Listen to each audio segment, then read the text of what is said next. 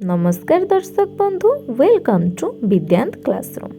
आजिर एही भिडियो रे आमे राजा राममोहन राय को आत्मजीवनी विषय रे 5 धाड़ी जानिबा। तो चलंतु आरंभ करिबा। ब्राह्म्य समाजर प्रतिष्ठाता राजा राममोहन राय 1772 मसीहा मे 22 रे बंग प्रदेश राधानगर रे जन्म ग्रहण करिथिले। भारतीय वैदिक संस्कृतिर पुनः उत्थान पाई से संस्कृत वेद को निज मातृभाषा रे अनुवाद करिथिले। जणे समाज संस्कारक भावरे तांकर भूमिका गुरुत्वपूर्ण।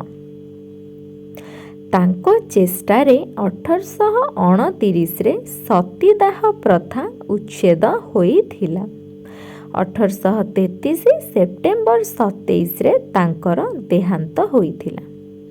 आगो को एहिपरि भिडियो पाई आम सहित जोड़ी होई रहिबाकू भूलंतु नाही। धन्यवाद।